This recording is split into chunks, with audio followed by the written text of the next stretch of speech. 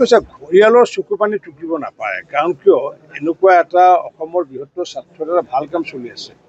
সেই সময়ত কোনোবা ব্যক্তিয়ে যদি প্ৰৰোচনা দিবলৈ যায়, উত্তেজিত কৰিবলৈ যায়, সেইটো মই ভাবোঁ যে চৰকাৰৰ বিৰুদ্ধে যোৱাৰ দৰে হয়।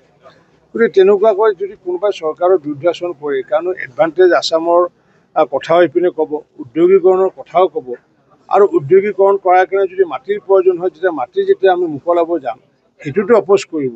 এনেকুৱাকৈ দুই ধৰণৰ কথাবোৰ যদি চলি থাকে, তেতিয়াহ'লে অসমখন আগুৱাব নোৱাৰিব। মাননীয় মুখ্যমন্ত্ৰী ডাঙৰীয়াই অসমত প্ৰথমতে শান্তি স্থাপন কৰি লৈছে, আৰু শান্তি স্থাপন কৰাৰ পিছত আজি আন্দোলন বৰ্জিত পৰিৱেশৰ বাবে আজি পৰ্যটকসকলে আমাৰ অসমত আহিব ধৰিছে। প্ৰায় ৮০ লাখতকৈ বেছি আমাৰ ভাৰতীয় পৰ্যটক এইবাৰ আমাৰ আহিছে। প্ৰায় ২৫,০০০তকৈ অধিক বিদেশী পৰ্যটক আহিছে। এতিয়া শান্তি স্থাপন হোৱাৰ কাৰণে এইবোৰ সম্ভৱ হৈছে। ইয়াৰ পিছত আমি উদ্যোগীকৰণ কৰিব লাগিব। গতিকে উদ্যোগীকৰণ যদি কৰিবলগীয়া নিশ্চিত ওপৰত আমাৰ মাটি লাগিব, আৰু সেই সময়ত যদি উদ্যোগীকৰণ নকৰাৰ কাৰণে অভিযোগ দি থকাসকলে এনেকুৱাকৈ যদি তেওঁলোকে ঘৰিয়ালৰ চকু পানী টুকিবলৈ যায়, তেতিয়াহ'লে মোৰ কাৰণে ভাবোঁ যে এইটো এটা সমীচীন হোৱা নাই। গতিকে তেওঁলোকেতো তেনেকুৱা ধৰণৰ কালচাৰে তেনেকুৱা যে যেতিয়া চৰকাৰে ভাল কাম কৰিব, মানুহক উচতনি দিবলৈ যোৱা এটা যিটো স্বভাৱত পৰিণত হৈছে, এই স্বভাৱত পৰিণত হ'লে তেতিয়াহ'লে কি হয়, মানুহ যাব পাৰে যে এইটো সংগী হওক, কথা নাই, কিন্তু এইটোও লগত বুজাব লাগে যে তেওঁলোকে আগতে পূৰ্বতে য'ৰ পৰা আহিছিল তালৈ যাওক বুলি এবাৰ মুখেৰে কিয় নকৰে।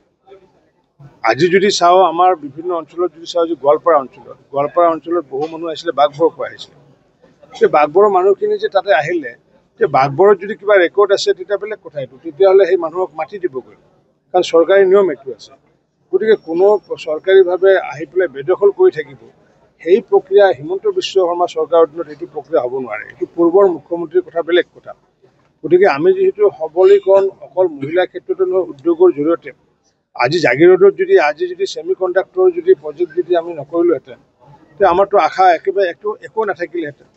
যে আমি আজি এটা ধৰক পেপাৰ মিল আজি বন্ধ হোৱাটো পুনৰ জীৱন নিদি পেলাই তাতে নতুনকৈ জন্ম দিছোঁ আজি ছেমি কণ্ডাক্টৰ, যি মাননীয় মুখ্যমন্ত্ৰী ডাঙৰীয়া হওক বা পীযুষ হাজৰিকা ডাঙৰীয়া হওক। গতিকে সেইকাৰণে এইবোৰ পজিটিভ দিশলৈ আমি গ'লে তেতিয়াহে অসমখন আমি আগুৱাব পাৰিম।